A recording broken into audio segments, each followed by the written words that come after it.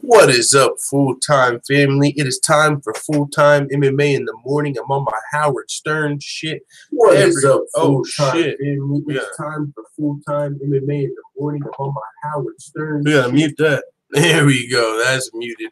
But we're gonna start this off, and I realize, and this is what's fucked up. I'm gonna have to figure this out. We're still new to this, so if you're tuning in and you don't know what's going on, I'm about to start doing like a morning show, low-key, on YouTube every weekday. But with that being said, I want to play some of these songs in the beginning, but I've got to figure out how I can play the sound and it come through clear for you guys. Because I listened to the replay yesterday, and whenever I played the song, it came through distorted for some reason. I'm not sure why.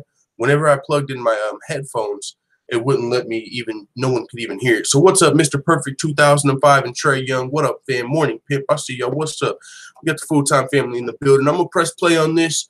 Might sound a little distorted, but we'll get into the news right afterward until we can figure out how to not make it sound so bad. But this is Bellator. I'm repping Bellator. Hey. If it's going to play. Can you guys hear this? Because I sure don't. Hold on, I don't hear that right now. For some reason, I'm not hearing anything. I muted this YouTube, but this YouTube should still be. All right, I'm gonna assume you guys can't hear this either because I can't. Oh, there it is. I wonder if I can turn it up. Can y'all hear this? Look, Dana White, you found a fight. You said some shit that I ain't like about Bellator, so now it's time to back it up. Now grab some mic. You slap the fighters with the Reebok deal and treat them like some fools. Is that the shit still low, full-time family? You slap the fighters with the Reebok deal and treat them like the fool. I ask the fighters how the people feel so people think I'm cool. Yeah, Scott Coker, baby, you ain't fucking with us. I'm like a stockbroker, baby, and I'm running it up. I'm just saying I can perform this joint. We ain't gotta go through the distorted YouTube sound. I'm just saying, fuck with your boy.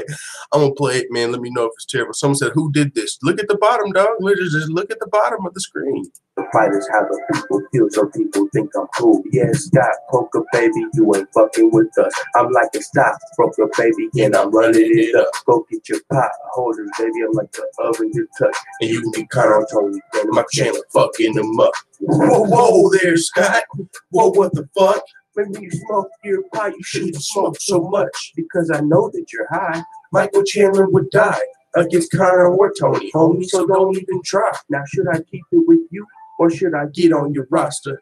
Even Jimmy Smith is just a roster imposter. You got James Gallagher, he just wanna be Connor. You got Rory McDonald only cause we didn't want him. You see, Scott Coker, me and you, we are not kosher. You're not a stockbroker, boy, you're a stockholder. What the fuck were you thinking? Sitting that 40 disc my way. You need to think before you did. And while you're at it, take these flyways.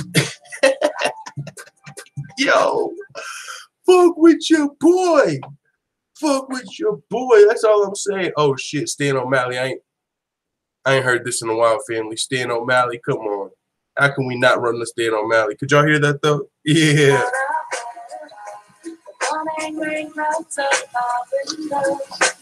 I can see it all. Even if I could, it'll all be great. Put your picture on my wall. Yo, I can't lie. Whoever made all of these is pretty fucking talented. I don't know who did it, but. Dear Sean, I don't know if we'll ever talk again, so I'd like to thank you for that interview. And by the way, how's your ankle? You just won your last fight and you couldn't even walk. You be under super tough, and that ain't no walk in the park. They never got the world behind you, but they don't like you like I like you. They don't give you credit, they think you want because Andre's IQ. And low key, I'm hyped for Sugar Show OG. You got your own strain, that's nobody me a OZ. See, you gave me an interview and no one knows me. And that's why I'm like kin to you, not just a homie, but homie. You didn't respond to my text or my email, so I'm about to grab my girl up by her neck, and I'm gonna probably choke her out. Then I'm gonna go and get my tech, and I'm gonna start shooting shit until Sean O'Malley sends me a text. That's where you go, my boy. Forward thinking in the building. He said, "What's up, full-time family?" He said, in my opinion, the best rap was God's Plan. I forgot about that. When someone says send us a link to this playlist, this is just the playlist called like Full-Time Raps. I don't know if this is an actual link, but I'll drop it in the chat. Boom. I don't know if that's gonna take you there. But let me go to. I don't think I got God's Plan on this playlist, bro. Let me see if I can find that. Tony Ferguson, God's Plan. Yeah, fuck with you, boy. I gotta change the playlist on this joint to so it'll be on that playlist. Hit subscribe. Yo, I made this one up like off the top of my head and just recorded. If you're new and hit thumbs up. Ferguson got injured, bro. Ferguson was injured. Just finished, but it's the fight wrap. Hey. Yeah, they wish and they wish and they wish and they wish and they wish it on me. Hey, it's Tony time, bitch. I don't care who's fucking with me. Staying away from Tiramisu's a struggle for her beard. You don't wanna fight, you wanna cuddle with me. My elbows are knives and I'ma cut you with these. I don't really give a fuck who's with me. Nope. If this fat fuck will make way to big misery. If you were smart, then you would probably pick me to submit Habib at UFC 223. Hey, Tony time. Tony time. Hey! I knock out, sometimes I choke. Yeah. I might be the lightweight though, just might. I'm gonna do what Connor won't. Yeah. I'll defend against Habib. Yeah. Might go up and fight with Lee. Move back down and fight Eddie. And still, hey, injured. I just ripped my fucking leg and now Max Holloway's replacing me at UFC 223. Yeah. Hey. Injured. I fucked up my leg and now Max Holloway's replacing me at UFC 223. Yeah. Damn. That injured part I made up off the top of my head. And I was like, hey, that was actually pretty dope. I'm just going to leave that joint on there. Let's fucking go. All right, what's up, full-time family? Full-time family's in the building. It's full-time MMA in the morning. I knock out, sometimes I choke. Hey, let's fucking go. We got some news. MMA imports, clickbait in the building. We got to sort through the clickbait, but we're going to do it and find some entertaining MMA news. What is up? What Leon said, I'm nocturnal as fuck, but this suits me just fine. Let's go. Stamina MC in the building. Leon Doubleson giving sure name. We out here. Let's motherfucking go. The battle rap between Maya. You want to see the backpack, Tyron Woodley backpack? Maybe we should wait for August 4th for that one. I mean, we can if y'all still want to play another one. I just figured we got enough people in the building. You know, we're going to be back tomorrow. We'll run the backpack tomorrow. I think it's time to get to the MMA news. You know what I'm saying? Had about 5 minutes of probably distorted music. That shit probably didn't sound too good for y'all like it did for me. I was hyped up low-key, but it is what it is, man. So that's the goal. You knock the head off, he can't talk no more. Uh-oh, guys. Now, I just heard a Colby Covington interview today. Someone said create a playlist in your channel so I can show my friends. I already did, bro. Let me do that before we start talking about Colby Covington. Look, if you go to Full-Time MMA, I guess I should go to YouTube first. Check this out. Full-Time. This is how you find it. Go to the channel and then playlist. Boom. Hit that playlist button. I got everything sorted. Professional fighter interviews. Patreon uploads. Y'all can't see those because a lot of them are unlisted. But this is the daily live chats, reactions, the fake money bankroll, the contender series. Here's the MMA, full-time MMA fighter freestyles right there. Click that joint and you're at the playlist. Hey, Colby Covington's a bitch. He caught Priscilla dumping, then he talked about my chick. He called her a horse face, but we all know you're gay. If we fought today, you probably try to suck my dick. Pause. I'm the hardest hitter that Colby has ever saw. Black belt with these hands that they touch, I'm gonna break your jaw. Catch you in the streets, we know Colby gonna press the charge. How you in the UFC and run into the law? He snitching, so we just gonna call him an MMA hole, and they whole team can run up and get their face swole. The full-time family is ready as the takeover. Full-time family is ready as the takeover. What the fuck you really talking about, full-time family? Me in this bitch. Y'all lucky I ain't got my air horns because you know I'm for killing that shit. That's what we'll be hearing right now. But we ain't got our soundboard. This is only full-time MMA in the morning, number 3. We're gonna get all that shit going. Oh, great. More Coco. Can it be next week already? See, Stamina MC, this is one of those situations where I'm not sure if you want a time machine. because next week it's going to get a lot worse for those of you that really hate Colby Covington. Because after he TKOs RDA in the second round and fucking gets on the mic and says, "Yo, Tyquil Woodley, where you at? You can't run no more. I'm the motherfucking real champion. We all know who the real champion is. You're boring. I'm here to take over and make the UFC great again." I'm just saying. It's going to be that much worse. It's going to be that much worse when Colby's got the gold strap on his waist. That's all I'm saying. But Colby Covington, this is where Colby Covington's got to be careful. I heard an interview today where he was talking about, I'm making RDA fight me emotional like everybody. You know, I'm getting under his skin. I'm getting in his head. So he's going to fight me emotional just like Damian Maia fought me emotional. If you listen to Rafael Dos Anjos, he don't sound too emotional. He's looking like the stone cold breaking face killer motherfucker. He looking like he's ready to just no emotions, go in there and shut this dude up. He might get emotional afterward, but he don't seem like he's going in here too emotional. I don't know if Colby Covington's trash talk's getting to him that way. But at the same time, you have to wonder, even if you're not getting super emotional, do you still feel it? Do you still feel, damn, I got to get this win for Brazil? Do you still feel that pressure? Everybody wants me to shut this guy up.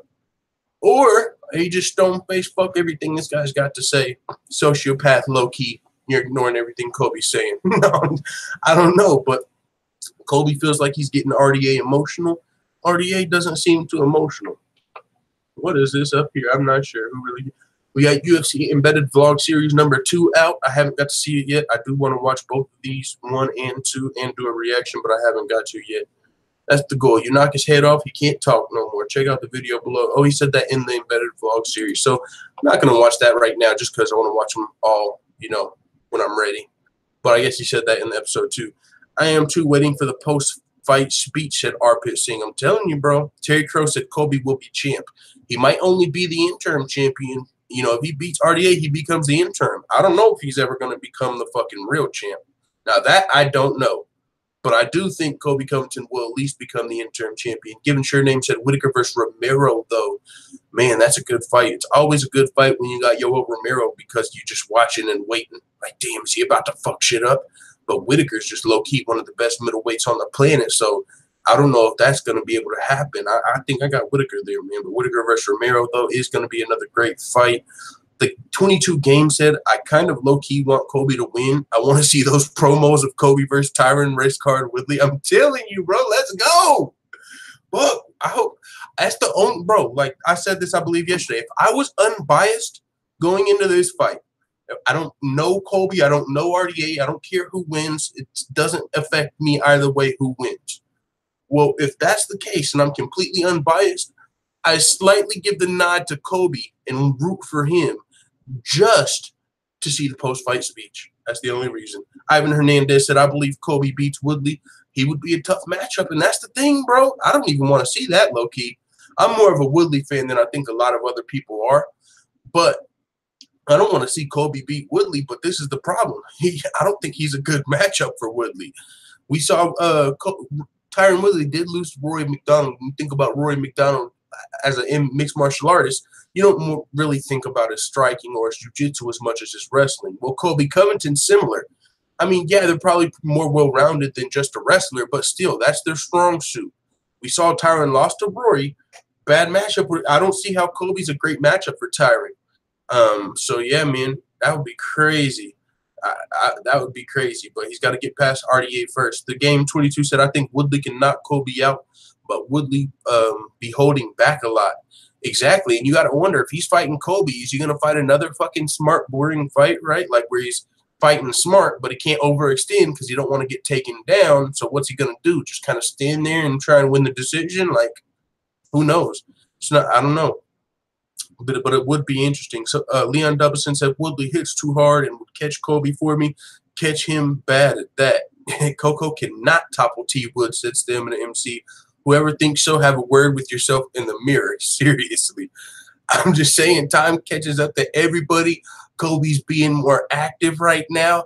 I just said it'd be a great build-up to the fight. That's all I know. Mr. Perfect 2005 said, I agree, no chance against Woodley, but how about Woodley versus Usman or Till? How would that go? Woodley versus Usman, I think, Woodley, I mean, if you say Colby has no chance against Woodley, I think probably the same for Usman. I mean, Usman's talented as well, but just because people are avoiding him, I don't know if that means he's 100% better than Colby Covington. I mean, you could look at it on paper and say, like, if Colby Covington and Kamaru Usman fought tomorrow, I would probably pick Kamaru, but I'm not sure. I don't know. He beat Colby. I don't know how much better Kamaru is than Colby. I mean, to be fair, Colby beat Maia before Usman. And other than that, we haven't really seen how Usman will do against a top prime welterweight, one of the best in the world.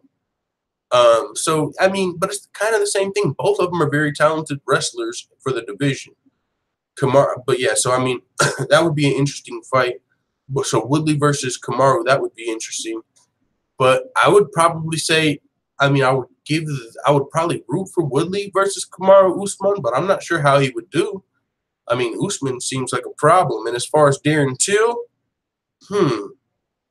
Till versus Woodley, that'd be another good fight.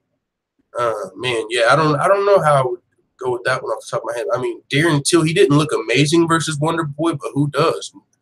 I mean, I would say Tyron Woodley looked better against Wonder Boy. I felt like he definitely in the first fight, and probably in the second fight. I don't know. So that'd be a good fight. But this is my thing. When does age catch up to Tyron Woodley? He's not going to be Tyron Woodley until he's 50 fucking 5.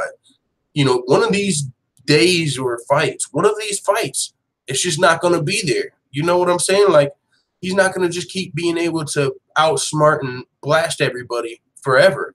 Somebody's going to eventually beat Tyron Woodley. Like, and I think he's already like 35, 36. I mean, you know, it's toward the edge of his prime.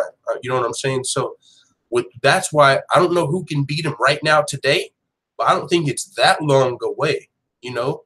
So whoever fights him next probably loses, but whoever fights him after that might win. You know what I'm saying? It's kind of there. I don't know. Like, Woodley's really good, probably the best welterweight in the world today, but at the same time, I don't know how much longer that's going to be. Stem MC said, I'm ready to see Perry get the black beaten out of him.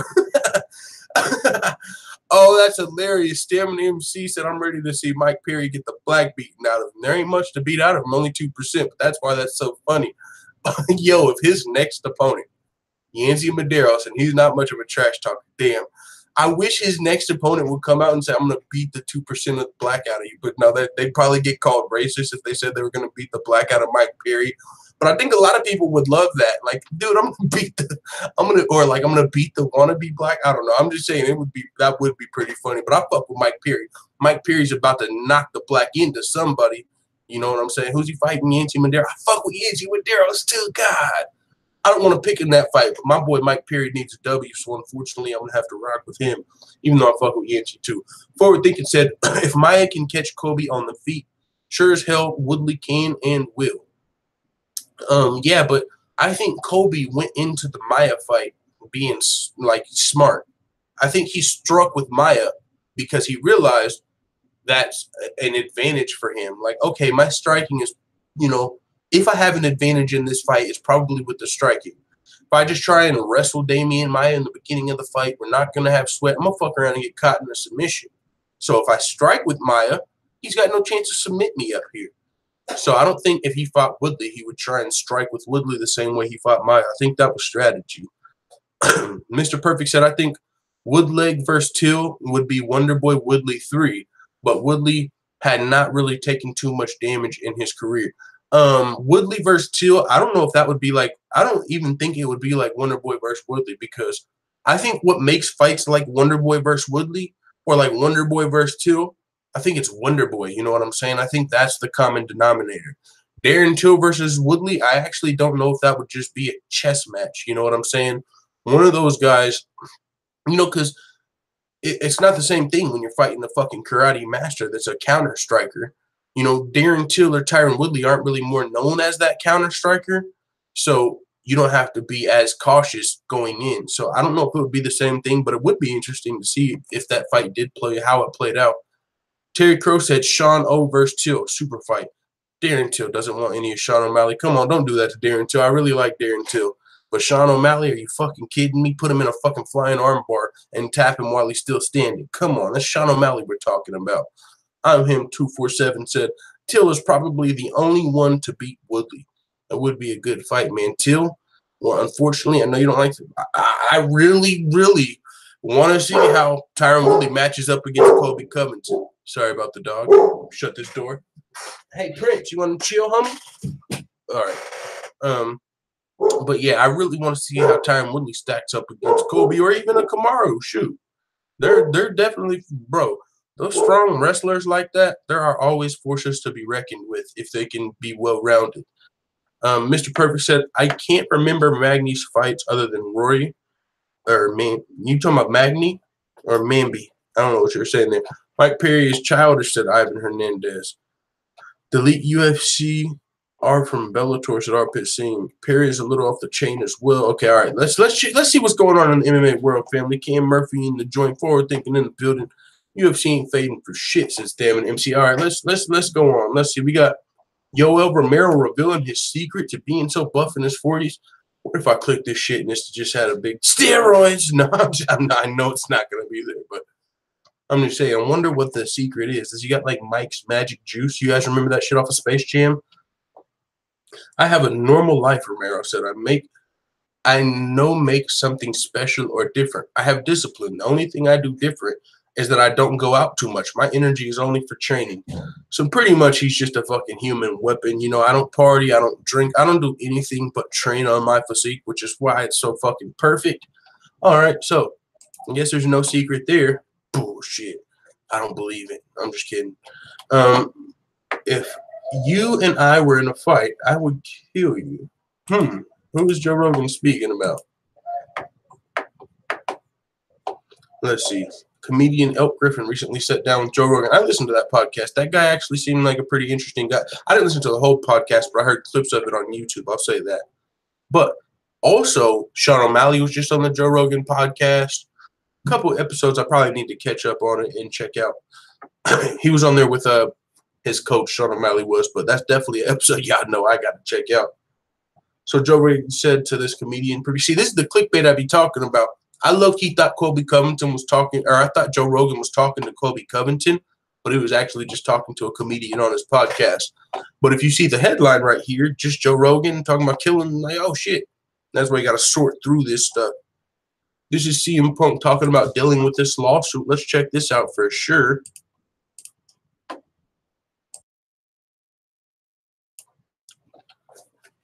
We got, let's check. Oh, we can watch this too because it's like a fucking Twitter video.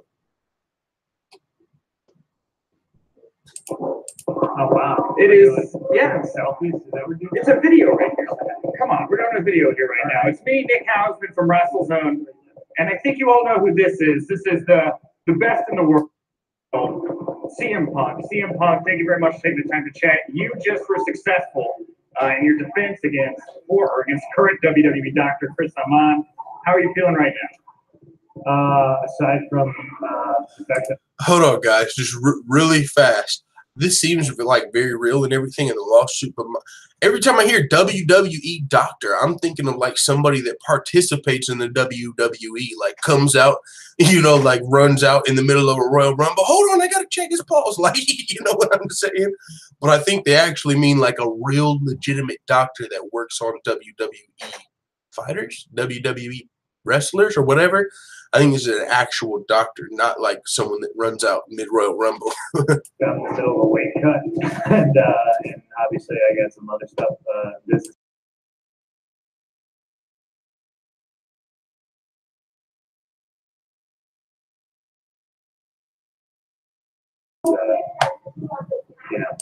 Family, did you guys just hear what the fuck he said? There's no way you're treating your fight like that fucking casual. He just said, obviously, I have some other stuff to take care of this week. Yeah, how about a real-life fucking fight? Your defense against current WWE doctor Chris Amann. How are you feeling right now? Listen, I got some other stuff to take care of this week.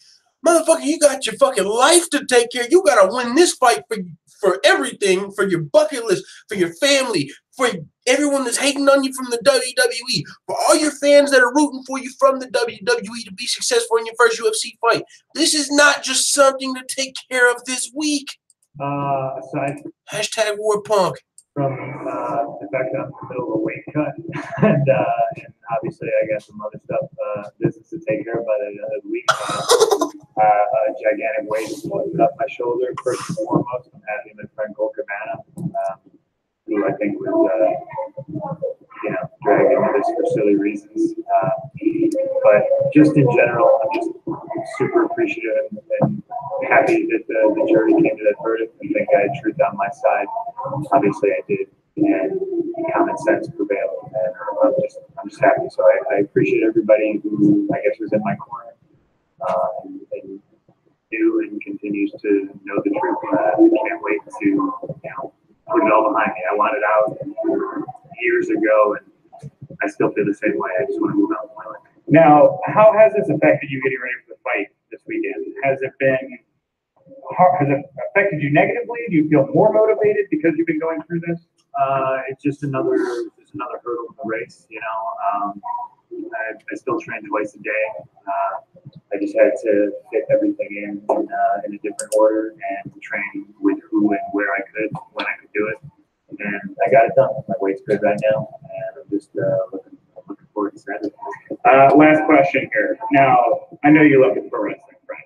You're like your favorite people in the whole world. I gotta ask. Now that this is all behind you,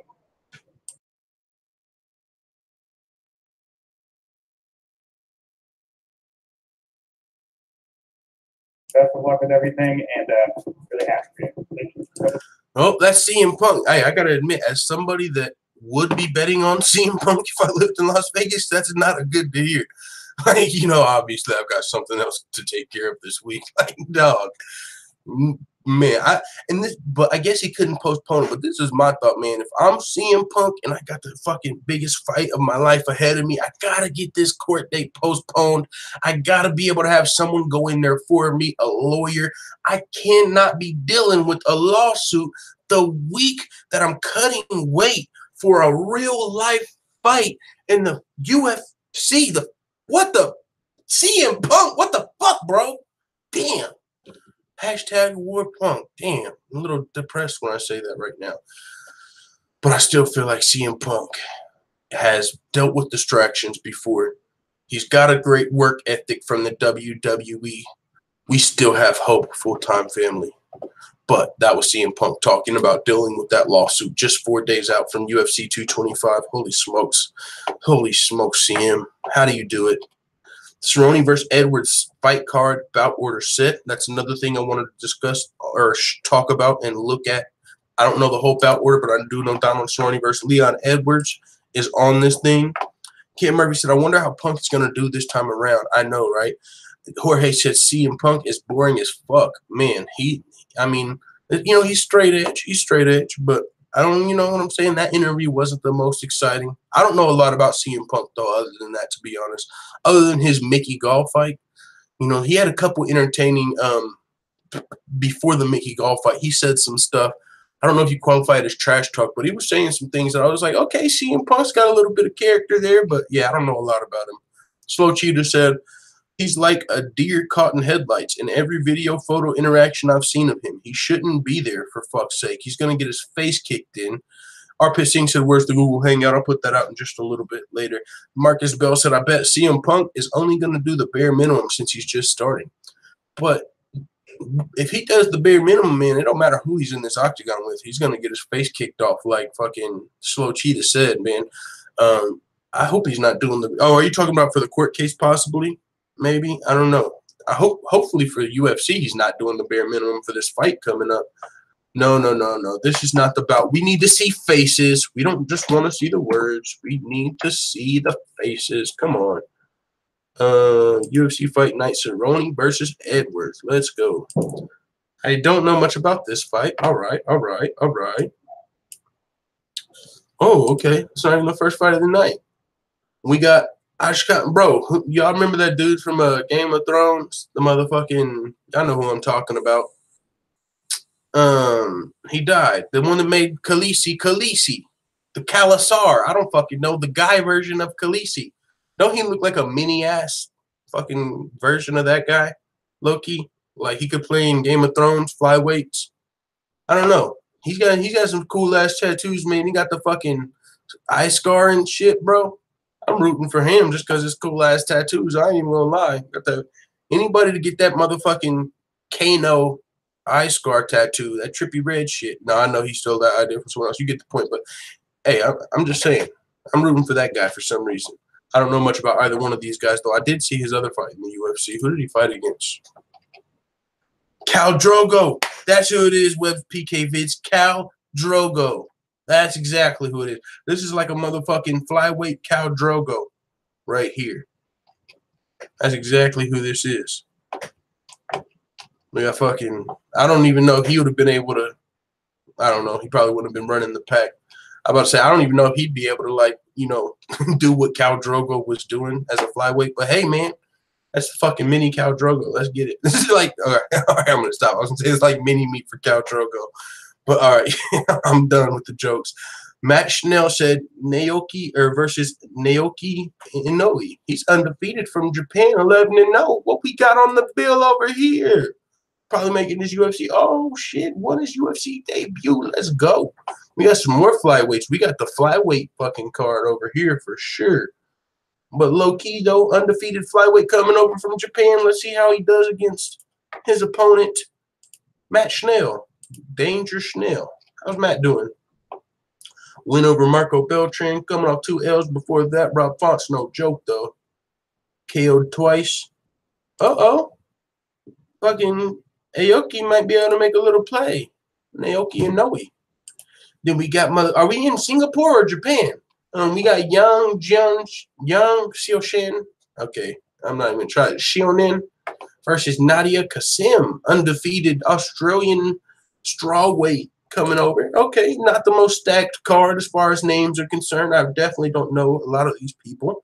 She's only 22 years old, though. Undefeated strawweight coming up from Australia. I see you. I see you. Got a W over Alexis Chambers. Took you down 4 times, though. Going to have to work on that. Boxing, wrestling. Okay.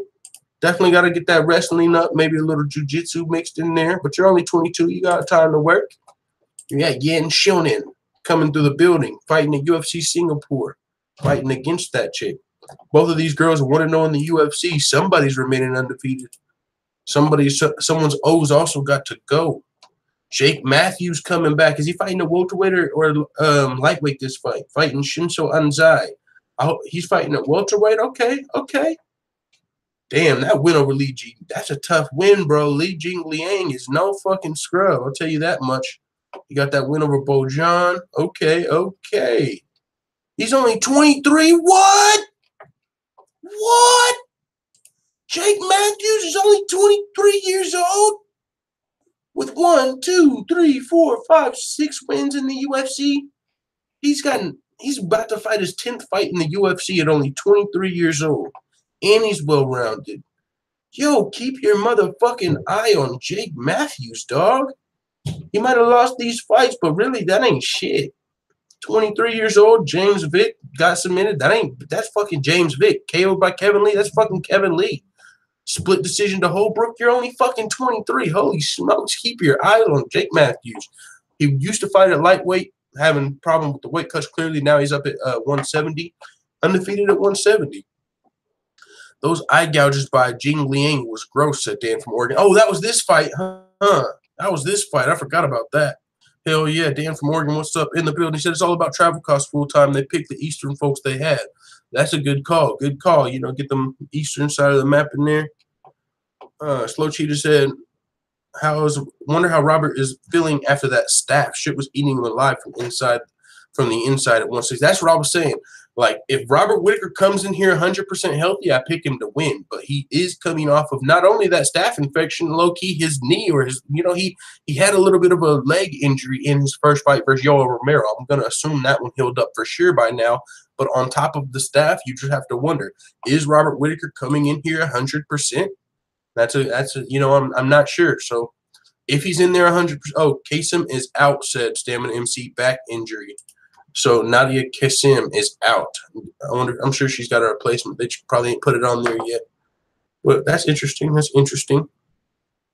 We got Song Kinan versus Hector Aldana.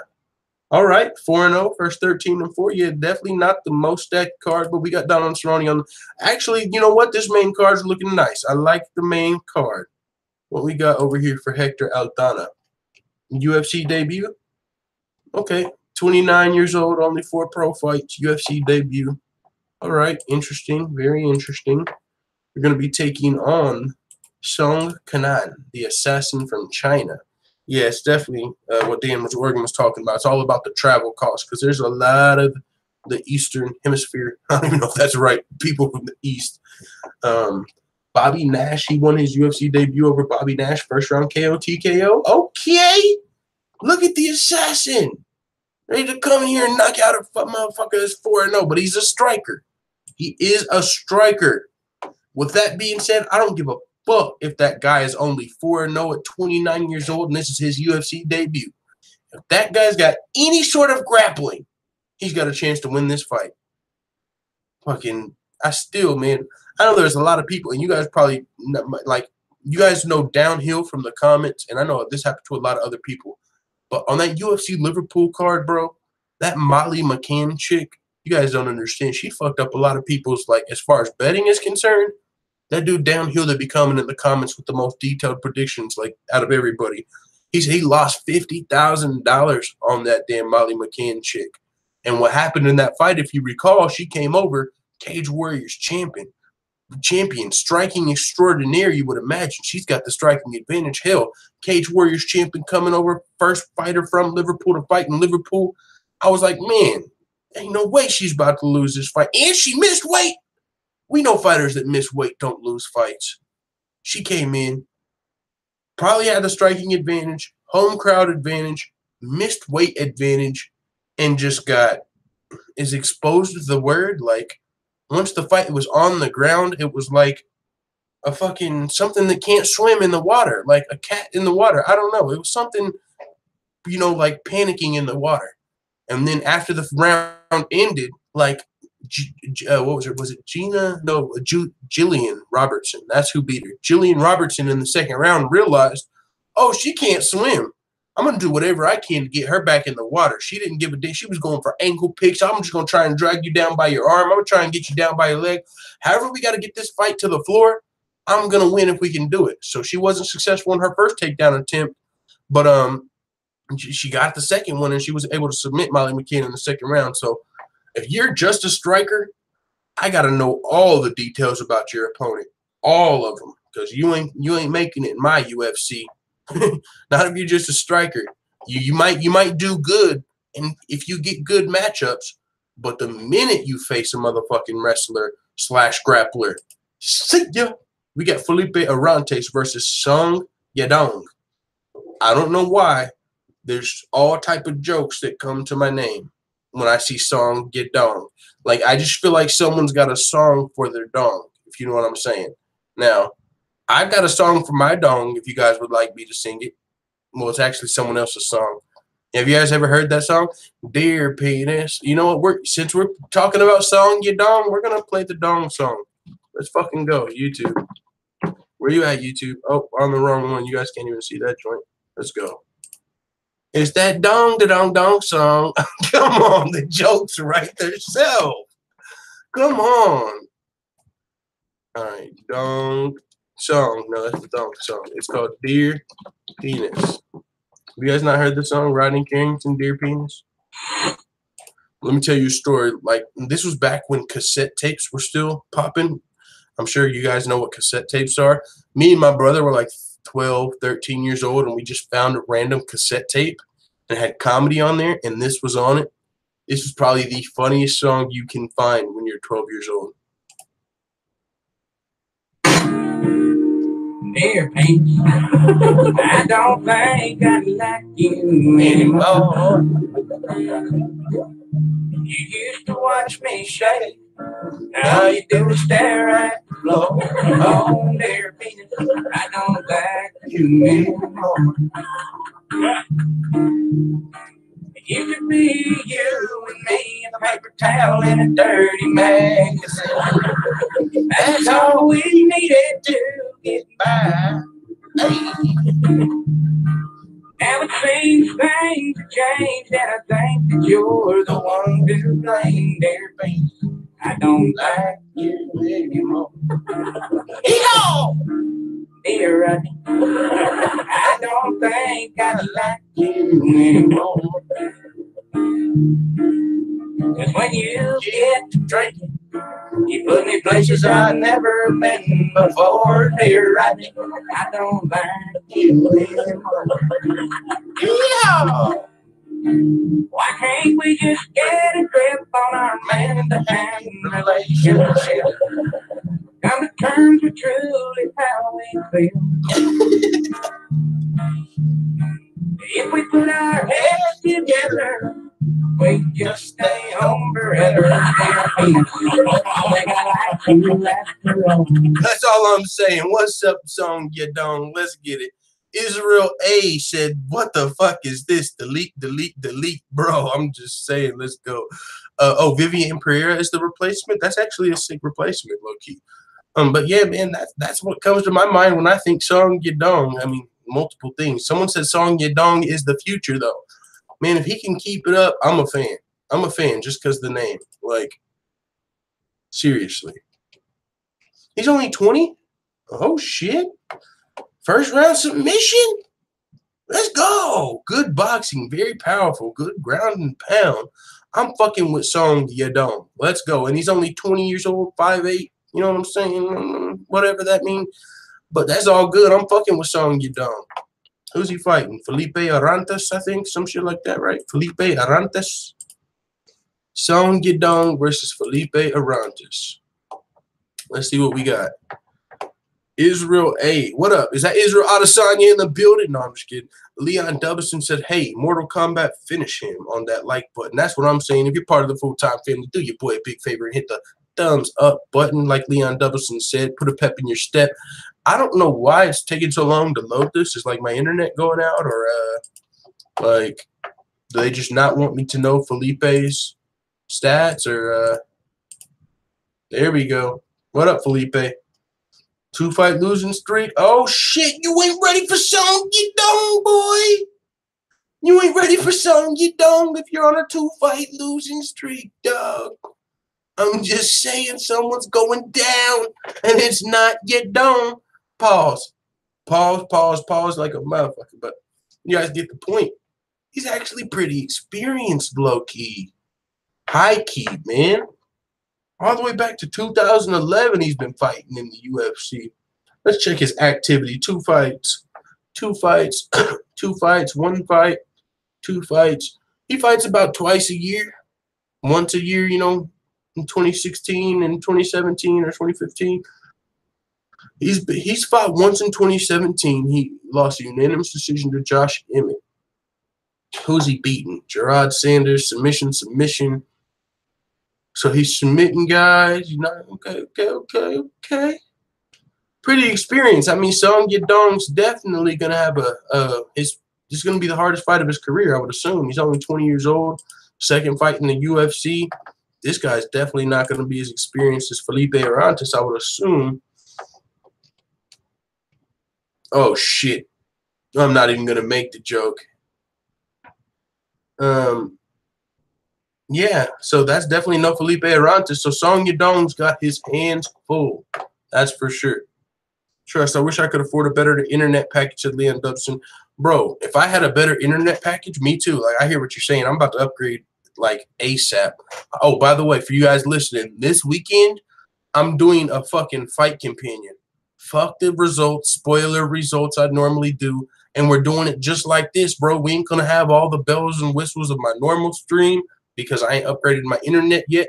But fuck the bullshit. I'm talking live reaction to UFC 225, the most stacked card of the year. I'm going to do the same shit for UFC 226 and 227.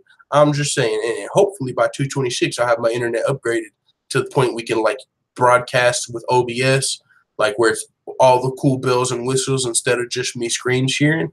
But either way, Ken Murphy said that's really his name, Song Yadong. I'm telling you, like, it really makes me want to get, you know, pull out my songwriting abilities. Like, I think I could. All right.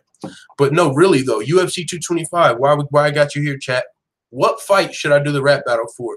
Should I do Whitaker versus Romero too? Yeah, I could.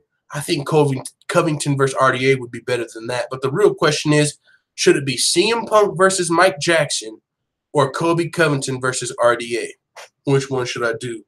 But yeah, I'm rooting for Yadong just because of his name. Even though it's going to be a super tough fight, though. Felipe Arantes, most experienced opponent he's fought to date, UFC caliber. But I'm still rooting for Song Yadong. Maybe he'll sing some awesome, you know what I'm saying? Hit an awesome tune on the mic. We got Teruto Ishihara versus Peter Yan. Rap battle has to be RDA. Kobe said forward thinking. Yeah, that's what we're gonna. I'll do that one. I'll probably start working on that today. Sam and MC said, I'm not comfortable with you guys talking about your dong all the time. Dang nabbit. One-track-minded mofos. Oh, you're actually talking about the fighter. I thought you were talking about our dongs. My bad. I thought you were making a joke saying we were talking about our dongs all the time. You're actually talking about the fighter. Okay. My bad, Sam. I see what you did there. Let's get to Teruto Ishihara versus Peter Yan. Teruto, I love my beaches. Man, I wish he could get more W's so we could, like, continue that I love my beaches story, because it's like ever since he got on the microphone and won his fight, like, I love my beaches. Like, I haven't seen it again. Yeah, I don't know. He's lost to Artem, Gray Maynard. Got a W, though, which is much needed. Lost his last fight. But I fuck with Teruto Ishihara, man. Ever since I love my beaches. That was the funniest shit ever. Jorge said he wins because nobody wants to beat your dong. Yo. What the fuck?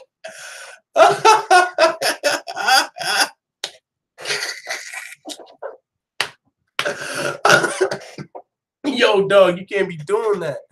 You can't be doing that, bro. You're gonna fucking send me into a fucking, I don't know, something. But that's fucking hilarious. Your dong to win via pull dong joke. Yo, stop this shit. Stop this shit. Yo, stop. Forward thinking said your dong to win via bull dong joke. God. We gotta stop this. We gotta stop this. Come on, I love my beaches. You guys, we moved on. Sam and MC said no one's even gonna touch your dong. Yo, how would you like? I'm gonna watch the prelims just for your dong's fight. Pause. Like, I'm rooting for. I think I'm a fan. I'm riding till the wheels. That's kind of weird though, man. I don't know. Pause. Like, I'm riding till the wheels fall off on your dong. Like, ugh, what the fuck just happened? All right, man. We gotta. On that note, we gotta change the subject. Like, we gotta. All right, we got Teruto Ishihara 3-3 in his last 6 fights, 1-3 in his last 4 fights.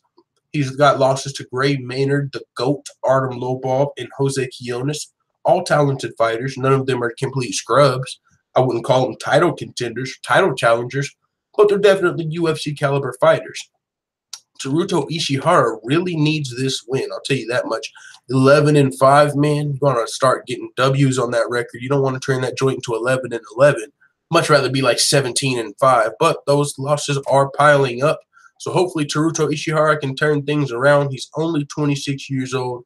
Mr. Yashabo, I love my beaches. He's going to be fighting Peter Yan, 8-1, only 25. Looks like he's making his UFC debut. I'm rooting for I love my beaches.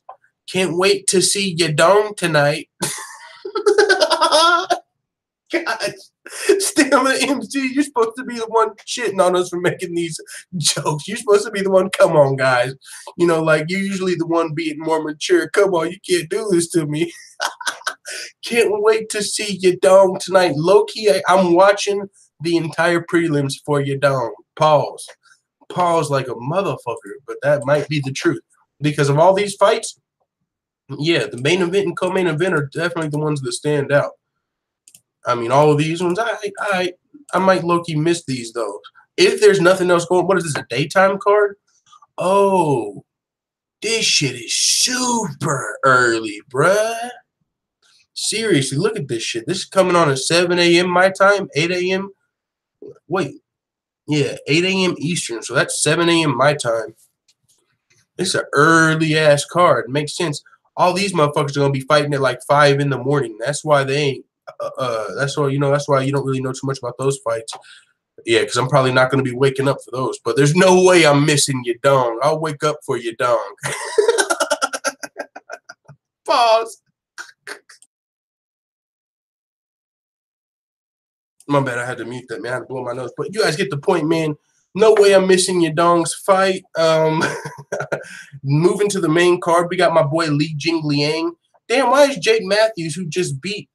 Oh, is Jake Matthews not fighting? Yeah, Matthews is down here, and he just beat Jingliang, right? Look, go to Jingliang, and he's on the mother truck, and he just lost to Jake Matthews, and he's higher on the card.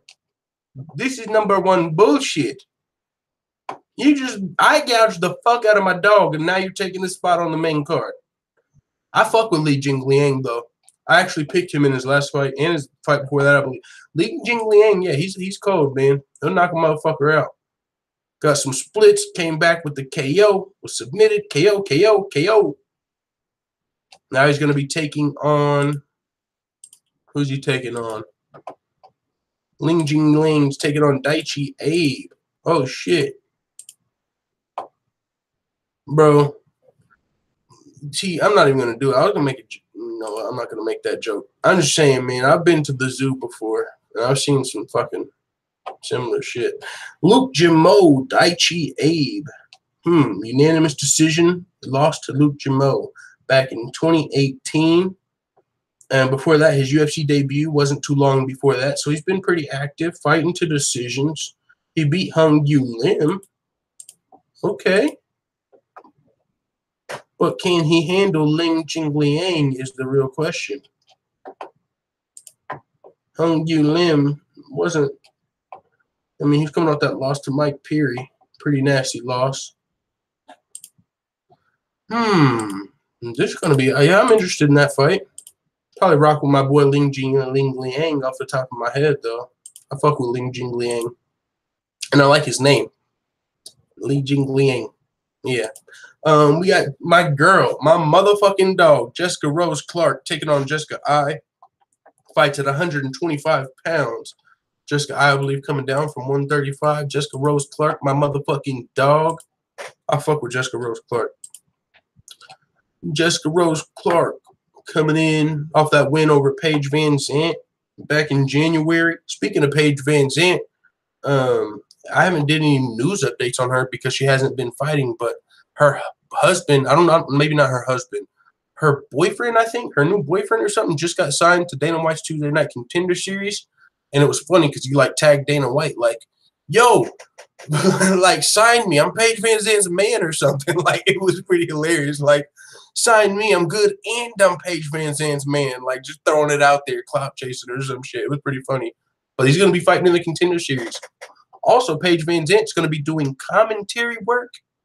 I believe she's going to start doing commentary work, if I'm not mistaken, for an upcoming fight or some sort of UFC shit she might be involved with.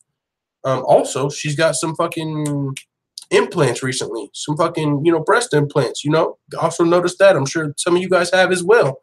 Not too bad. Not too bad. I don't think that's going to help her fighting career, though. You know what I'm saying? Like, it's just adding extra weight. So now you're definitely never making straw weight. If you already had problems making 115 pounds, you're not, and you get breast implants, you're not making that weight class anymore unless we add your boy Big Full Time's titty claws. We've got to let these chicks weigh their titties on the towel at the weigh-ins, like Daniel Cormier style. Nobody's looking. Everybody cover your eyes, or they can leave their tops on. But I'm talking about the weight. Like, no perversion, nothing. I'm just saying we need the titty claws because let's say Paige Van Zandt wants to come back and fight. Well, now she's out of the fucking strawweight division unless we add this titty clause because if you think about it, those ain't helping her in the fight. So that's why a weight class is there, for weight advantages. But those are kind of a weight disadvantage. So we got to do something to even it out unless you just want to see chicks getting breast reductions out here. I mean, I don't know. I'm just saying another topic for another day. But Paige Van Zandt is in the news. She's going to be, I think, working for UFC commentary. Her boyfriend's about to be fighting in the UFC on top of that. So she's going to be taking on Jessica Rose Clark. This is going to be Jessica Rose Clark's toughest fight to date. I think that's for sure fair to say. She's going to be bigger than her other opponent. I'm a fan of Jessica Rose Clark, but, man, I don't know how well she's going to do in this fight. It's going to be a great fight, but Jessica Eye is someone coming down from 135. Jessica Rose Clark's last opponent is someone that was coming up from 115. So as far as that's concerned, you can imagine Jessica Eye might have a little bit of a size advantage potentially. And that's not saying a lot, about Jessica Rose Clark, I'm just talking about her opponents. But still, I would assume Jessica Eye is going to have a little bit of a size advantage coming into this fight. She definitely needs a win. That's big time. She definitely needs a W. What, 2 and shoot? I mean, you could say 1 and 4 in her last 5 fights. But it was at 135. I think this was her 125 debut, actually. She won a split decision. So I'm definitely interested in this fight. I'll be rooting for Jessica Rose Clark just because I'm a fan. But she's going to have her fucking hands full. That's for sure. Also on the main card, we got Tyson Pedro versus Ovin St. Preux. Whew, that's actually a good fight. If Tyson Pedro wins that fight, he's definitely bursting onto the scene. If Tyson Pedro and Tai Tuivasa win these fights, I'll tell you this. If Tai Tuivasa and those are the guys who do the podcast together, by the way. Tai Tuivasa, Bam Bam, and I believe Tyson Pedro. If they both win their fights, fuck it, I'm listening to every podcast from there on out. I haven't caught it yet. There's so many damn MMA podcasts with fighters, comedians, Joe Rogans, other fighters. Like, there's so much podcast, Joey Diaz, Ari Shafi. Like, there's just too much to listen to, bro. There's just too much to listen to. But if they both win their fights over Arlovsky and Ovin St. Preux, I'm going to have to find a way to put them in the mix. Tyson Pedro's taking on Ovin St. Preux, who I believe is coming off that loss to Ilir Latifi, if I'm not mistaken. Ilir Latifi, first round submission. Before that, Ovin St. Preux, 3-fight winning streak. Yushin Okami, Marcos Rogerio de Lima, and Corey Anderson. Tyson Pedro coming off of a big win over Separek Sephiroth, first round submission. He's coming off a submission win. He's coming off a submission loss. Is he going to submit OSP, eh?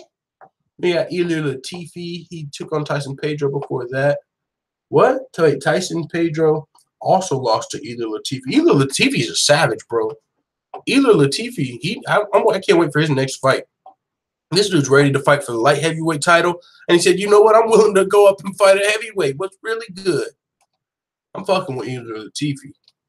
His last loss was to Ryan Bader, Bellator's current light heavyweight champ. But he definitely ain't losing to no scrubs. I'm fucking with Ilir Latifi. Can't wait for his next fight. Both of these guys have lost just to Ilir Latifi. Yeah, this is going to be an interesting fight. A really good fight. Tyson Pedro has finished everybody not named Ilir Latifi. But the thing is, OSP is going to have strong wrestling as well, though, right? Seems like Tyson Pedro got taken down 4 times, and it's going to be, this is going to be a tough fight for Tyson Pedro. I would probably have OSP as the favorite. He's more experienced. He also seems like he could potentially be a bad matchup with his wrestling. As in Tyson Pedro's only loss, he was taken down 4 times. OSP could definitely do that to you. So, yeah, I might give the nod to the nod to OSP. But if Pedro wins, that would be dope. I got my eye on Pedro for sure. With that being said, the main event, Donald Cowboy Cerrone coming back, taking on Leon Rocky Edwards in the main event of UFC Singapore. Anyone, anytime, any place, you're looking at the guy, Donald Cerrone. I hope he gets this W, bro. I want to see Donald Cerrone on a fucking winning streak. That's what I want to see. Fuck the bullshit. But he took those losses to Masvidal, Lawler, which was questionable, and then Darren Till got the W over Yancy Medeiros, who much needed. Great to see. Now he's taking on Leon Edwards, and I want Donald Cerrone to win just as a fan of Donald Cerrone. I haven't even took into consideration anything that's going to be taking place in the fight. I don't know what Leon Edwards plans on coming in here and doing. Probably striking, right? He's not no more of a, he's more of a striker. Donald Cerrone's going to probably be more well-rounded coming in here, more experienced, fuss show.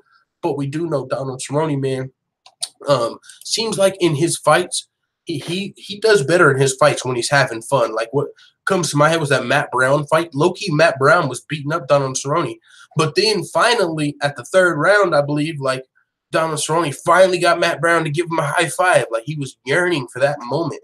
Like, come on, man. And Matt Brown was winning the fight. Like, man, all right, man, you got my respect. High fives. Right after that, Donald Cerrone, boom, takes him out, bro. Matt Brown. But that was such a fucking great fight. I'm surprised that didn't get like fight of the night or performance of the night. That had to be on a stacked card. Fucking Holloway versus Pettis and Matt Brown versus Cerrone didn't take away a fucking bonus. Holy smokes. That fight was still great, man. I think, is that the one where Cerrone landed the fucking like 4-piece combo for your mama? The one that fucking you run back and you're like, God, that's perfect combinations in a fight. Yeah, that was a great fight. But he's going to be taking on Leon Edwards, who's definitely coming off that W over Peter Sabata. Leon Edwards, man, his only loss in his last 1, 2, 3, 4, 5, 6, 7, 8 fights is to Kamaru Usman. Kamaru Usman is just a dominant force, though. If you're not a top 15 guy, if you're unranked, if any of that shit and you're taking on Kamaru, good luck. But now he's in the top 5, so these guys ain't really got to worry about Kamaru keeping him out of the top 15. Actually, Leon Edwards, I believe, is like ranked number 15 right now. So these are 2 ranked fighters in the welterweight division. Leon Edwards on a 5-fight winning streak. Just KO'd Peter Sabata, TKO. Actually, that was low-key a decision. I'm not going to lie. The ref stopped that fight with like 1 second left, and it was like TKO. You know, it wasn't like a KO. Like the ref could have decided, do I want to let it go for 1 more second, or do I want to call off the fight? And he called off the fight, so it's registered as a TKO. But I'm telling you, there was like 1 second left, and I think Peter Sabata would have made it that 1 second. But it is what it is. You know, it looks better that way for sure for Leon Edwards. Now he's on a 5-fight winning streak, 2 of those being finishes. He's going to be coming in here taking on Donald Cowboy Cerrone. I'm rooting for my boy Donald Cowboy Cerrone. I want him to get back on a winning streak, get back on that horse, if you know what I'm saying. No pun intended. I think that'll be a good card. So I'll definitely try and catch this whole main card. But, yeah, it's just going to be early, family. That being said, I'll put out the links. This is the part where I'll put out the links. Anybody that wants to can join the discussion until we get out of here, until tomorrow. Let me find the link. Let's see. Where can I make people join? Right there. Boom. Copy the link. Now, switch back over to the chat. Who's in here? Oh, shit, son. I don't even got no headphones, I don't think. I'm going to have to find some because if somebody joins, it's going to be echoing. I got one right here. All right, family. All right. So if anybody wants to join the chat, you can just click that, and it'll take you to Google Hangouts. So anybody that wants to join the discussion, anything on their mind coming up in the MMA world, this is the time. Hop in. Let the full-time family know what y'all got going on, what y'all think about UFC 225, or anything else going on in the MMA world. I think that's going to be the best way, like, to end the stream. Like, first, just hop on here, talk about some MMA, and then we just have the group chat at the end. All right. I got my headphones in, so if somebody joins, we're ready. We are ready. She did what Holly Holm should have done, said the game 22. I think the only one she beat Holly because Holly trained with a shitbox trainer for the fight, did the same piece move. Cyborg will just wait for the counter. They get back on the winning streak for someone else, not Rocky Edwards, said Kyle Stevens. I'm telling you guys, Leon's going to beat him 100% lock. I have no doubt about that. Oh, shit, Kyle Stevens. Kyle Stevens seems to know something about Rocky Edwards that we don't. I mean, but I mean, he very well could. He's a talented fighter, 5-fight winning streak. You know what I'm saying? Talented fighter. He could get the W. Once I do deeper research, I might change my pick. But just off the top of my head, I'm fucking rocking with. Oh, he's got a win over Vicente Luque. A pretty dominant win. That's no, you know, he's not, clearly not just a striker. He's scoring takedowns in all of these fights. Aside from Kamaru Usman. But since then, I mean, Dominic, you know what I'm saying? He's at least scoring takedowns. So, I mean, it's going to be a good fight for sure. It's definitely not an easy fight for Cerrone, but I'll be rooting for Cerrone off the top of my head. Let's see. Hey, full-time, can you hear me? Yes, I hear you. What is up, brother? What up, dude? No shit, it's giving Surname. Oh, yeah. Shit, we got an OG in the building. This ain't just some scrub. This is motherfucking giving Surname A1 day one. What is Hell yeah. Hell yeah, man. Fucking just chilling. I'm digging this daily. I'm digging the daily show, man. Hell yeah, man. This is gonna be like fucking our version of Howard Stern and shit. Kyle Stevens said He's the younger, more athletic fighter. Talking to bigger, younger, more athletic fighter. Who do you got given surname out of Leon Edwards and Donald Cowboy Cerrone? Kyle Stevens seems pretty sure that Leon. He said it's 100% lock. Leon Edwards is going to win. That's interesting. Man, I tend to lean towards Leon Edwards, but Cowboy. It seems like Cowboy has a it's about his time to get a win too. So. Yeah, he is coming off of a win over Yancy Medeiros. That stopped that right, 3-fight losing streak. Shit. That's right. He was on the skid, and then he got that W. But yeah, it would be nice for him to get another win though. But Leon Edwards is definitely no slouch. Yeah, that could be tough. Yes, sir. Stamina MC's talking to Terry Crow. Leon is on my radar. I know his style. I know what he can do. Cowboy is easy work for him, said Kyle Stevens. Okay, Kyle. I'm going to have to take that into consideration. I mean, this is probably one I'll have to go back and watch both of their fights, the most recent fights. Not Cowboy. I watched his fight versus Medeiros. But, yeah, in order for me to make an accurate prediction on Leon Edwards' fight, I'll definitely have to watch more fights on him. Because, your heart just is kind of with Donald Cowboy Cerrone, like just to start with. What else we got going on in the MMA world? Stamina MC said she'll fight. Okay, we're talking about some WMMA down here. Clearly not in that conversation yet. I don't know what y'all was talking about. So let's see. Lee family changes tune, willing to cover up Nazi out. Oh shit, son. Oh shit, son. Yeah, I thought this might be coming. Willing to. This looks like the same. Actually.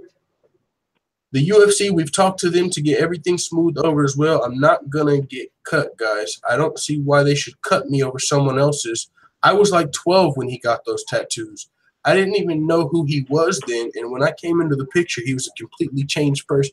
Yeah, that's a good point. Like, and I didn't know her exact age, but that's funny. She says that. I was 12 when he was in prison and got those tattoos. Like, so I'm a Nazi because this motherfucker was in prison when I was 12? Like, my bad. Well, yeah, I'm glad she's not getting cut for it, but it is dope if they actually work on getting them things covered up because clearly that's what everybody wants. She said, actually, him and I just had the talk earlier. We were discussing it, trying to find someone who could cover it up and maybe make it look good. Let's go. Make it not look trashier than it already is. We're going to talk about it and see what happens. I think that it'll actually get done because there's a lot of people that offer free tattoo cover-up services and stuff like that. So that's interesting, man. And it felt like that because even after they apologized twice, fans were still like, yeah, but you're not getting it removed. It's not good enough. So it looks like they've reconsidered. Pretty interesting. But that's what and we were talking about this in one of the other morning shows. Like I get it. If you don't want to change it just because of the pressure, you don't have to. But if you want to save your fucking family and if you give a fuck about your wife's career, you might just want to get it covered up, bro. Like, you know what I'm saying? Like, it's affecting her now. Right. Yeah, it shouldn't be that hard to get it covered up. It's been covered. I don't quite understand their position. Yeah, it was an interesting position. Like, and I would get it if you weren't a person in the fucking entertainment industry or something, or it wasn't affecting your family. It's like, yo, I got it when I was 20 in prison. I don't go out to fucking Klan rallies. I cover it up everywhere I go. I'm not getting it taken off because it's a part of who I used to be. I used to be a piece of shit. But now when it starts to affect your family, it's like, man, you should just get it covered up. The UFC just needs to fly in a really, really good tattoo artist, put that shit on their YouTube channel, use it as a free promo for the artist, and just fucking do a badass. For the UFC. That would be a good look for the UFC. Put that on the fucking UFC YouTube channel. Like, and yeah, because I've seen other videos like that. Like, look, we're getting these covered up. And it'll show, like, and see, some people are like, oh, the UFC doesn't care about race. They're letting Colby Covington go wild. Like, this is different. When Colby Covington's not coming out here getting swastikas tattooed on his forehead, dropping N-bombs or nothing like that. That's what I said. Colby Covington hasn't crossed the line like that. But this is something if the UFC acts, it's like, look, we ain't fucking with racists like that, swastikas and all that. So I think that would be a good move for the UFC for sure. It'd be good too because he could tell his story, tell how much he's changed. They could show him working with kids and all that kind of shit. They could build him back up. Yeah, and it'd also be a good thing for Andrea Lee. Actually, it'd also promote her in the same time. So that's dope. It would turn this whole shitstorm into promotion essentially. They say like all what is it? Fucking attention or the word like. all media attention is good, like good or bad. It Right. still helps you. Yeah. And so if they can take this huge bad shitstorm of media, all of these headlines, and now turn it into a good thing, I think that would actually be better for her career. Because now more people know who she is, and they ended up giving in. So it's a good ending. Yeah. Mackenzie Dern's reaction to Colby Covington calling her Miss Piggy is priceless. Let's check this out. Miss Piggy Dern. Yo, I gotta see if she's clapping back at Colby. All right, I gotta screen share this full-time family because this has got his tweet on here as well. And you guys probably want to see that. Some of the assholes in the chat, at least. Let's see. So this is, you guys should see it now. This is Colby Covington's original tweet. This is I did a video on this, but I put it on Patreon. But he said, first, Mackenzie Dern forgets how to speak English. Now she forgets how to make weight. What a slob. Definitely not a 7 and up. God. God. Colby. Smokes. I hate that guy, but that's savage as fuck. Savage as fuck, bro. It's savage. The savagery. She responded, speaking on the Jim and Shamso podcast. Covington has come forward with some more words. I had it transformed from Miss Piggy to her face, so the fans loved that. She was pretty pissed off about it. I'm pretty sure she blocked me on all social media outlets. So I guess that's how she responded, by blocking me on all social media outlets.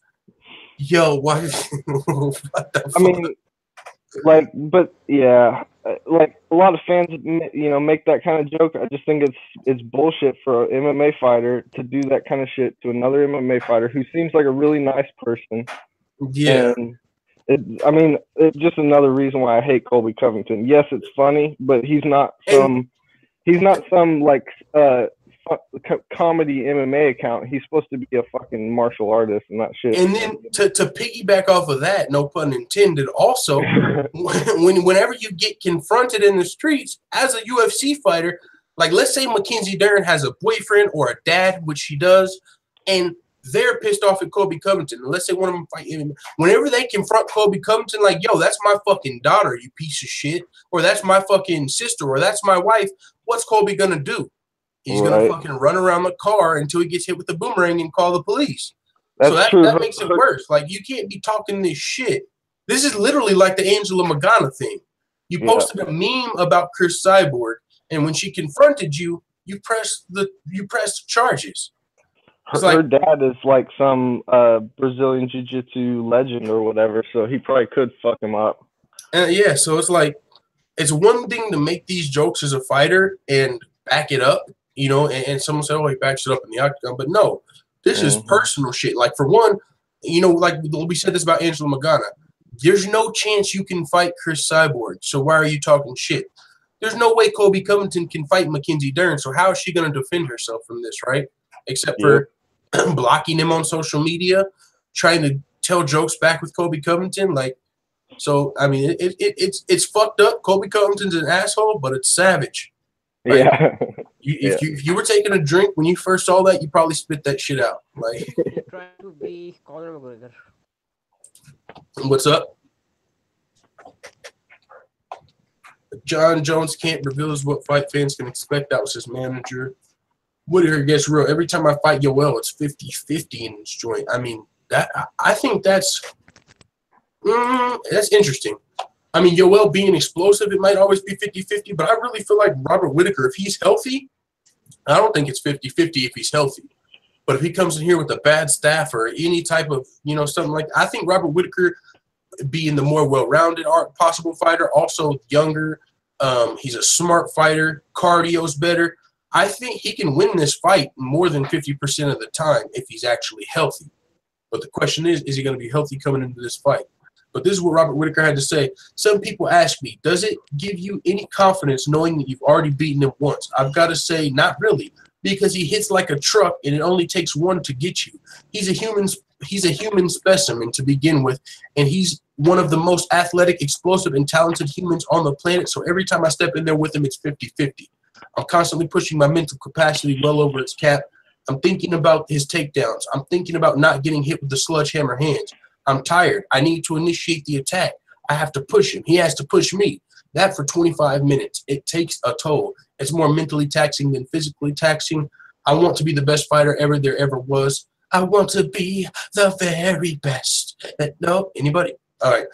No one else before. Let's go. He's fucking my. All right. there could ever be, and the only way I can do that is by fighting everyone and just stopping everyone. The fucking savagery coming out of Whitaker. I'm beating everyone. I'm stopping everyone, and I'm fucking coming. Let's go. I'm fucking with Robert Whitaker. I think he wins this fight though, if he's healthy. But he does have a good point talking about Yoel hits like a fucking Mack truck. He's explosive. He can knee your face off. So if I'm not careful, if I make a mistake for a split second, it could be night-night. If Yoel just doesn't force the takedowns like he did in that first fight and focuses on fucking attacking the legs with those like almost knee kicks that he was doing, those straight ass kicks right into the leg, like he could fuck him up with some leg kicks and like those oblique kicks, but to the fucking knee. Yeah, and that's how he injured Becker in the first fight. Yeah, I could see that happening, something like that happening again, and I could see him getting a knockout, honestly. I'll ask you this. Do you think that that's a dirty tactic, like kicking someone's knee backwards? Yes. I do too. Because it's supposed to be illegal to target the knee, but they only enforce it if it directly hits the knee. So if you hit just above it, it's not illegal, but you can hyperextend their leg if you catch it right. And I think that's literally what happened in the first fight. He caught it right because like ever since that first that kick, that's when Robert Whitaker's legs started messing with him. I was like, and I was watching the Dan Hardy breakdown where like he goes over the fight and he went over the first fight. And it looked, I was like, whenever I saw the kick that injured Whitaker, I was like, that looked like a dirty kick. Like, it looked like he hit him right in the fucking knee with an oblique kick. Yeah, and they say, I mean, the reason they have that rule that you can't kick the knee is because it doesn't give you a chance to tap and you can take out somebody's joint. Yeah. And so, to me, that's not really supposed to be something you can do necessarily. But maybe it is. Maybe like a round kick to the side of the leg can fuck up your knee too. And so I don't know. Yeah. I don't necessarily know that like that's for some Big John McCarthy type people to figure out, but yeah, ask Big John. He has that segment on Twitter. The 22 game said, dude, Yoel looked like a Superman versus Luke. This fight should be better. That's true. I mean, he did look like a Superman, and on top of that, Robert Whitaker's coming in off of an injury. Now you're gonna, of course, assume that he would have healed up or he wouldn't be taking the fight. But this is definitely a different fight. But I still feel like Whitaker's maybe better. I think he's the champion for a reason. On top of, even though it's going to be different than the first fight definitely still happened. Now, when you want to, like, we got another, like, we saw the Rose nominee. We've got rematches. We've had multiple rematches this year. We got another one coming up in title fights. We had Rose Namajunas and Joanna Jędrzejczyk. Now, that fight, the first one was more of a first-round KO. So you still don't know how the second fight's going to play out. But Rose Namajunas was able to get the job done. This fight, another rematch, Robert Whitaker was able to get the job done. But I'm curious to see because that first fight was different. It wasn't like the first fight was a knockout in the first round. We didn't get to see a fight. We actually got to see 5 rounds of Whitaker versus Yoel. So I'm really curious to see how this is going to play out, to see if it's going to be like the first fight or if it's going to be like a completely different fight. That's going to be interesting to me. Because then, on top of that, we got Cody versus TJ coming up. Another title fight rematch. With that one, there's no fucking way to know how that's going to go. Because the first round was Cody's. He could have won it in the first round. The second round was TJ's. There's no way to know how that's going to go. That's going to be fun, though. Great time to be an MMA fan. I see Kyle Stevens said, does anyone here have an opinion on Holly versus Megan? Do you give him your name? Honestly, I think Holly just cleans her clock. I think Holly's going to outclass her. You think it's going to kind of be like the Betch Correia fight, where it's kind of slow until she charges in and Holly catches her? No, I think Megan will be coming in to trying to clinch a lot, and Holly's going to fuck her up. Okay. And I think Megan will be way more likely to initiate, and Holly's going to get her on the counters and all that shit. Okay. Do you know like the size of and I mean I haven't seen them at weigh-ins yet, but I know that Megan Anderson is like 6 foot. I was listening to CHS Combat Sports yesterday, I believe, and someone in the chat was saying like, you know, you have to think about Holly Holm. She likes to kick motherfuckers' heads off, right? That's how she caught Besh Cortez. You know, she's a very talented kickboxer. It's going to be hard to kick that high up in the air. You know, 6 foot in the dome, that's going to be hard. But I mean, you know, in those type of situations, she might have that advantage. I've seen a couple of Megan Anderson's Invicta fights, and it seems like she relies on her height to get the clinch because she's so long she can grab you, and she gets you up against the cage, works the clinch, knees, elbows, punches, and shit like that, and just kind of drags people to the ground a lot of times. So you think Holly Holm will get the better of the clinches? Well, I don't. I think she won't. Like that's basically what Ronda tried to do. She was trying to grab, get the clinch, get the judo shit going, throw her to the ground in armbar. But Holly's specialty is moving to the side, taking side steps, getting out of the way, and fucking throwing counters. And that's like what she's amazing at. And that's where I think she's just gonna kick her ass. Okay, I don't blame you for that prediction, man. But I'm definitely still super interested in this fight. I'm not as sold as you are on Holly Holm because I just feel like it's going to be a little bit different of a challenge. Megan Anderson is going to be a little bit bigger. I feel like Megan Anderson will probably have the grappling advantage in this fight. If the fight ever that's one thing we haven't saw Holly Holm on her back. I don't think ever. You know, the grappling like that. So if this fight gets there. She has really good. That's because she has really good takedown defense, and in the clinch, she's just looking to separate and get away. Not necessarily. Oh, so you would also think like if someone was going to be able to take her down, Cyborg might have got a takedown, and I don't think she got any takedowns in that entire fight either. But yeah, it's going to be a good fight. Kyle Stevens said I have to go back and read it. I agree. Leon Doubleson said, and then beat them in a way that made them look like average fighters. Okay, I think they're having a conversation. Someone said except Misha. Oh yeah, she was on the ground versus Misha, but honestly, that choke started standing up, and then she like flipped to the ground, and it was still locked in. But yeah, she defended takedowns for 4.5 rounds in that fight, and then the submission didn't even come when she was on the ground. You remember, like she just gave up her back standing up.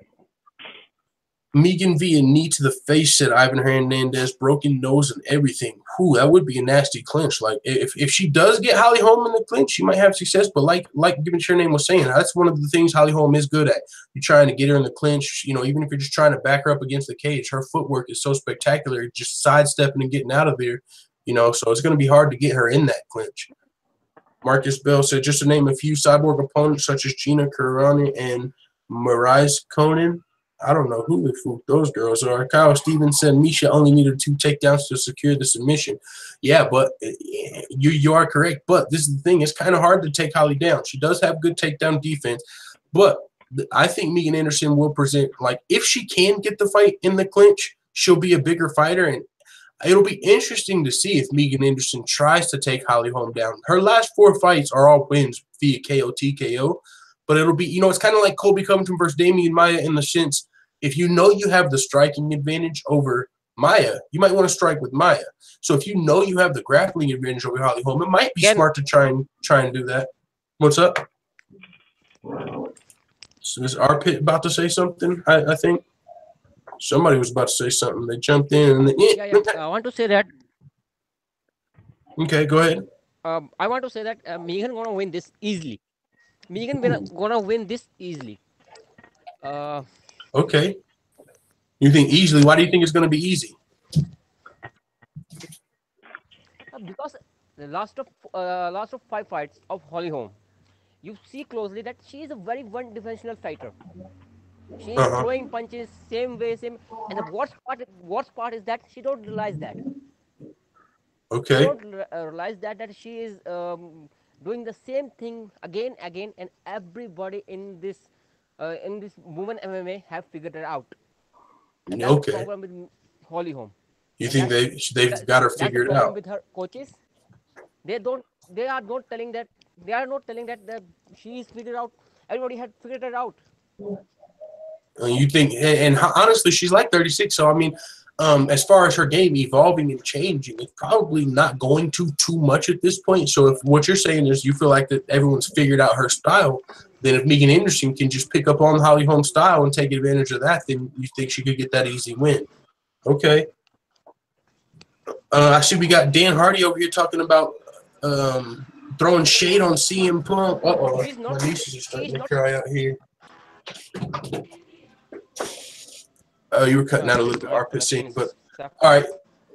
All right, so Arpit Singh thinks that Megan Anderson will beat Holly Holm easily, given Surname thinks Holly Holm's going to get the W, and I'm kind of in the middle. That's actually pretty interesting. So with that being said, though, we're going to jump to the next topic. We got Dan Hardy joining in on Joe Rogan, throwing shade on CM Punk. He doesn't deserve it. Yo, people are going to have to stop hating on my fucking boy, CM Punk. I'm not even kidding. Stop throwing shade on my guy. Hashtag War Punk. This is what Dan Hardy had to say. Honestly, no, I don't. I like CM Punk. We all have to start somewhere because he's such a famous star, he couldn't step into a lower-level show. He's going to get fed to the lions. So when he steps into the UFC, at least he knows the UFC are going to match him properly, which is what they have done. He doesn't deserve the exposure he is getting over fighters lower down on the card, but ultimately, if you put him on the card, more people will watch it before anyway because it's CM Punk, and they don't normally watch MMA. It swings around about. So that's just, you know, talking a little bit about the fact that, and this is so funny, if you look at the card, bro, like if you look at this UFC 225 card and you look at the bout order, like just look at these killers, right? Number 1 versus number 5, Benavidez versus Pettis. We got Lamas versus Bektik, Gudea versus Esparza, Overeem versus Blades, and then you go to Punk versus Jackson.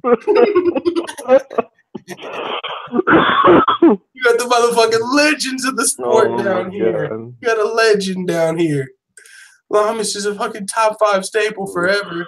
Rashad Evans, former champ, Benavidez, Pettis, top 5. Like, you got some serious title implications going on down here. Even this fight, title implications, low-key. And then we got fucking Punk versus Jackson. Like, oh, this is great. This is great. And one thing people aren't mentioning that, I mean, it probably doesn't have much to do with anything, CM Punk is fighting in front of his home crowd. He's not just from the USA. He's from Chicago, Illinois. It means that much more to CM Punk. Why is everybody throwing shade on my guy? Y'all can count CM Punk out if y'all want. I'm telling you right now. Hashtag War Punk. When he wins, come here first because I'm going to be fucking hyped. I'm telling you. I'm going to fuck around and watch the WWE one time after he wins. I don't know. Look, hey, the reason I like listening to you is because a lot of times you'll have a different take. I'm older and a lot more cranky, and so sometimes I'll get pissed off at shit like this. But I like hearing the positive outlook. Yeah. Because what nobody's talking about is what you just said is he's from Chicago. So I haven't heard anybody talking about that. So yeah, nobody. Yeah, so that alone, plus his celebrity, like you said, I mean, it makes sense. But that being said, from my, you know, I don't necessarily think he deserves to bump out some of the people like you said also. Yeah, no, I completely agree with that. As far as merit is concerned, not at all. Yeah. But now, as far as business is concerned, there's no question he's going to sell way more pay-per-views than anybody. Dana White even said that. Like, when Alistair Overeem starts selling as much pay-per-views as CM Punk, you know, we can talk. And even if that's the case, I get it. But to me, honestly, Alistair Overeem I mean, you could argue Alistair Overeem to Andrei Arlovski, but if you're just talking about going off of pure rankings, this fight is bigger than that fight. Like, this is the number 2 heavyweight and the number 4 heavyweight over the number 9 heavyweight and the number 12 heavyweight. So, I mean, even if you just want to put CM Punk on there for the pay-per-views, we could look at these fights. Holly Holm and Megan Anderson even. Holly Holm is like 1-4, but she's probably going to sell more pay-per-views, though. But when you're talking about selling pay-per-views, I don't know if you can make the same argument for maybe Andrei Arlovski and Tai Tuivasa. Maybe. I mean, but I think Overeem, Blade, well, I don't know about Blades. He's probably not a super huge draw yet, but Alistair Overeem. But yeah, I get what people are saying in that sense. If you're talking about skilled fighters, yeah, CM Punk and Mike Jackson shouldn't be high up on the card. But if you're talking about selling pay-per-views, we're talking about something else. What were you going to say? Part of the Overeem spot, too, is they want to try to keep the FS1 prelims pretty good and, like, put a good main event, if you will, on the FS1 prelims. Yeah, to get you hyped up to still want to watch the fights. Yeah. But okay, I hear you on that. But look, in your opinion, which one of these fights has a better chance of ending in a KO? Curtis Blades versus Alistair Overeem or Tuivasa versus Arlovsky? Ooh. Because I feel like Blades has the potential to wrestle fuck Alistair Overeem. Yeah, that's a good point for sure. So if he does that, you know what I'm saying, on the prelims, it's like, you want someone to score 10 takedowns? You know, like, I don't want to watch that on the pay-per-view. Instead of like Tuivasa, who's never been outside the first round, knocking dudes out. Like, he can fuck around and knock Arlovsky out and make you go, oh shit, I gotta watch the pay-per-view. Yeah, nobody's wrestling in that one for sure. Yeah, so maybe even switch those around. You know what I'm saying? But I mean, have to see what Tyron Woodley thinks. No, I'm just kidding. but yeah, man, this is gonna be a fun card. I really can't wait. As far as the entire card is concerned, fucking stacked, bro. Even this fight right here, like, and I know people probably don't care about it, but I'm telling you, even this fight's gonna be a good fight. Like, this Mike Santiago guy is also from Chicago, fighting for his first UFC win. He's only 28 years old with fucking 32 fights, lost both of his UFC fights. But check this out. There's definitely an asterisk beside both of these. He won in Dana White's Tuesday Night Contender Series. He fought Zabit Magomedsharipov on 6 days' notice, and that was still a good fight. But he fought Zabit on 6 days. He fought Mads Burnell, a very talented wrestler. Mads Burnell came in overweight. And essentially, if you watch that fight, he wrestle-fucked Mike Santiago for the W. So both his UFC fights was Zabit on 6 days, and then Mads Burnell, a wrestler, that came in overweight. So he's had the short end of the stick. Now he's coming, getting to fight Chicago, Illinois. He's fighting out of Chicago. I'm low-key rooting for this dude, and I don't even really know much about him. But he's going to be fighting another tough guy. But still, this is going to be a good fight as well. He's fighting out of Chicago, had bad luck in his first 2 UFC fights. I want to see how that goes. But and if you guys recall, Mads Burnell just fought recently. He got like fucking 10 takedowns in the fight on Arnold Allen. Yeah, this was a UFC Liverpool. Mads Burnell looked like a bull in this fight, like a bull in a china shop. He was picking Arnold Allen up and slamming him around, picking him up over his shoulder and shit. It looked like Jose Torres versus fucking, what we just saw versus Jared Brooks as far as the slams were concerned. Like, he was picking him up. But Arnold Allen was able to get the submission in round 3 to win the fight. But other than that, man, Mads Burnell was just wrestling.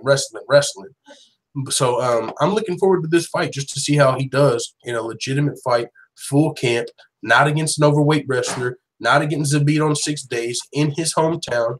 So I think that's going to be a fun fight as well. And that's one people probably don't really know about. But so as far as this card is concerned, it's coming up this Saturday. That's going to be super dope. Let's see what the chat's talking about. See if there's any more MMA news before we get out of here for the day. Let's see. We got Kyle Stevens still in the joint. Well, UFC. What's up? Can I say something about CM Punk? Yeah. I'm happy that he got he win the lawsuit against WWE. Yeah, but it was against a WWE doctor, but yeah. Yeah, but I want him to retire from MMA completely. You want him to go ahead? Him to retire from MMA because this is a serious game. I'm not against him. He's 38 years old. He have already back injury and some concussion on his in WWE in career. He had already 2 back injuries. Oh wow! So he should leave this MMA because somebody much dangerous opponent will hurt him very badly. Yeah, no, that's a good point. Yeah, this is a dangerous game. Either he should be in TNA or somewhere else, but I think this should be. I think he should consider this. He should consider this MMA career seriously if you want to, because I think one day he gonna get some serious beating from someone.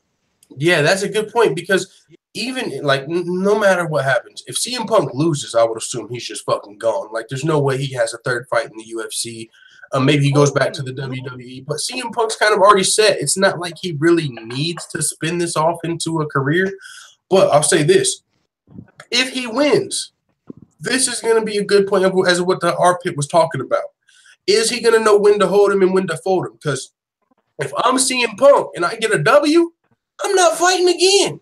I'm getting the fuck out. I'm not. I'm not fighting again. I'm gonna win, and I'm gonna get out while I'm ahead. You know what I'm saying? Because if you come back, like eventually you're gonna fucking lose. There's no way you're going on a run to become the champion, fighting multiple guys. If you get a win, he fight in welterweight, most dangerous division in UFC. Yep, and he's fighting in stacked division, the most dangerous division in the UFC at 170. I mean, there's guys at the bottom of this division that would do bad things to CM Punk. And so that's why I'm saying, if you beat Mike Jackson, there's not going to be any more Mike Jacksons for you in the UFC. So what's next? Do you retire with that W, or do you come back and try it one more time? Like, if I'm CM Punk or a CM Punk fan, if he gets this W, I want him to ride off into the sunset and say, fuck everybody. I got a W in the UFC. I'm going back. Yeah, I'm happy that he should be. And same goes for Holly Holm. She should be retired too. Yeah, Ivan Hernandez said, why not? Brock Lesnar did it in 3 fights. The difference between Brock Lesnar and CM Punk is a whole lot of wrestling and a whole lot of size. I think you're going to have to have a lot more technical skill down here at welterweight. Also, the age. I mean, did Brock Lesnar start when he was 39? Like, CM Punk's 39. You want him to start MMA and go in there? And like, bro, you're trying to get CM Punk sacrificed out here. You're trying to get him fucked up if you think he should step in the octagon with any top 15 welterweights. That's another thing. In order for CM Punk to go on a 3-fight title run, he's going to have to fight eventually a ranked guy, and I would not advise that. I would not advise that. That's what I'm saying. Like, if you beat Mike Jackson, there's no more Mike Jacksons. There's no Mike Jacksons in the top 15. None of them. Let's look at the welterweight top 15 and let's see if we can find a path for CM Punk to get to the title. Like anybody up here. Fighters, rankings. Like there's just not a path at welterweight. Like, okay, let's give him Dong Hyun Kim to get into the rankings. Dong Hyun Kim probably smokes him. He's not touching any of these guys, bro. After Dong Hyun Kim, and you would only say possibly there because maybe he's injured or something.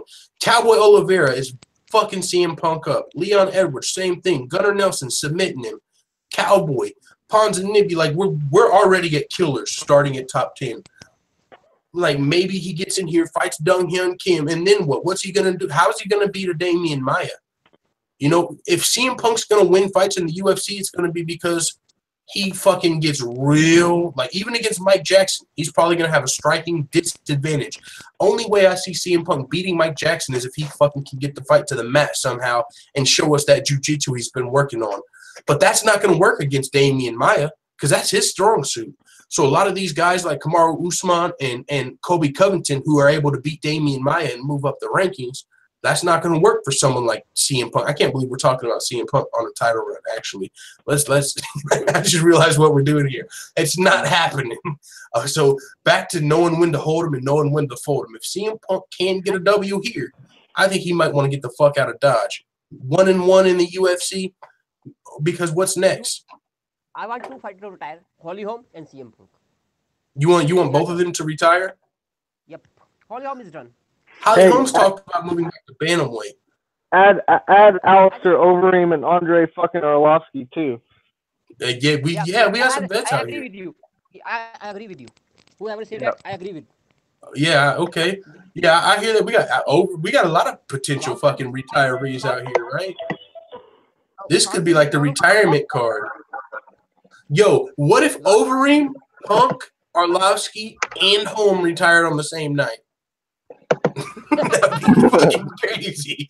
Like 4 sets of gloves in the octagon. Like, that would be crazy. Oh, hey, Clay Guida. We got another one. Clay Guida. Rashad Evans. Shit. Evans. Lamas. No, not Lamas quite yet, but Clay Guida, Evans. Let's go. The fucking retirement card. Like, Rafael Dos Anjos after Kobe Covington because he can't live with the shame. No.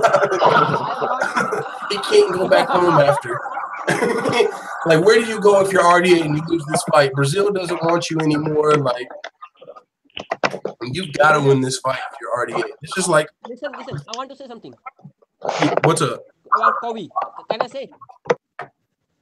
Kobe something about Kobe? Yeah. Listen, he's living a persona of a bad guy. No problem with that. But someday, someone gonna get him. Mm-hmm. Badly. Yes, sir. Listen, because you're living a persona. You want to be so he want to get attention, and this is a UFC. You have to get attention, but people want to see a villain like Conor McGregor. Conor McGregor is just going away from UFC. Might never come back. But the problem is Conor McGregor know that Conor McGregor, Conor McGregor know that is his limit, and Kobe don't know. He fucking Yeah. with Joe Jones. He fucking with many guys, and Yeah. one day someone Fabricio get Verdun, him fucking John with. Jones. He's not just messing with guys in his weight class. He's messing with big dudes, like even Big people dude. outside of the Gonna UFC. grab him. Joe Rogan, shit. He gonna grab somebody. Gonna grab his neck and break it. Yeah, it's definitely a Oh, dangerous seriously. game. Call him fucking Takobi 6'9". I'm happy with that. But I'm happy with that somebody. I want to actually. I want to win. I want to see him win this match. Seriously, because Kobe? Woodley is a yep. Yeah, But Woodley is a boring fighter. yeah. I'm a huge fan of Woodley, but he's a boring fighter. He's playing safe card. But we need it, and I think there's a everyone difference needs. between boring and smart. I think Woodley gets labeled as boring, but I think he's a smart fighter. I think Yeah, if you're, I agree with you. I agree with you. He's smart, but the same problem is that he's it's fighting not all very time. entertaining. But I yeah, mean, I agree. no, boy. I'm saying not the fighting, but as a fighter, all time he's a racist. He do this, he that. Yeah, Fuck that, that man. You're a shit. champion. Behave like a champion. He's always like he's a victim. Sometimes it gets boring. I'm not saying he's a boring fighter. I'm saying his persona is boring. That's what I'm saying. Yeah, yeah. A It's boring how persona. You're saying, okay, I hear you. Just crying racism, and yeah, he's not doing a lot of like even when he's trash talking, it's not really the type like that get you going. Like, oh, Woodley, I can't believe Woodley just said that. It's not. That's not super high. It doesn't really get you hyped. It's more of like, oh, he's racist. Instead of trash talking. That's how Woodley I'm gonna trash talks. He doesn't come up with an insult. He says you're racist. No. I'm gonna leak some shit about UFC. Did you hear that? Did you listen that broadcast of Ariel Havani? I'm gonna leak some shit about UFC. what the what the hell doing? I'm gonna leak some shit about UFC. Are you blackmailing your boss? That's a problem with Darren Bull. Yeah, I like him, but sometime. Yeah. And I want to see fight between Kobe and Tyron. Yeah, I think that's a fight that there's no like even if Tyron Woodley did not say one word on the lead up to that fight, it's going to be very entertaining. He will. He will. He will. Could you imagine not even just the whatever fight they're on press conference? I'm talking about if they were ever on a press conference, like you know how they do like sometimes the UFC 25th anniversary press conference where there's a lot of people up there. Like, could you imagine like even a whole stage with like 20 UFC fighters all at a press conference? If Woodley and Covington were on the same stage, like that's gonna steal the show. Like Kobe Covington, I can only imagine what Kobe Covington's writers have to say about Woodley. Hey, full time, I gotta hop out of here, but I appreciate you, man. Yeah, sounds good, man. I was actually about to cut it off until tomorrow. So thanks for coming through, man. Yep, no problem. See you. All right. Well, our pitch, same thing. Yeah, I mean, it was good talking. Thanks for coming through. I'm actually about to shut it off until tomorrow. So, Stamina MC, Leon Doubleson, the 22 game, Ivan Hernandez, MMA Addict. Everybody that is in the building, thank you guys very much, man, for stopping by Full-Time MMA in the morning number 3. We're going to get this shit rolling, man. It's been fun. So, we'll be back tomorrow, man. It's a weekday. That's pretty dope. Got kind of a set schedule here. So, thanks, everyone, for coming through, man. I'll see you guys tomorrow. Let the Full-Time family know what you think in the comments. For me, R-Pit, and Given Sure Name, we're out, man. All right. Thanks, R-Pit.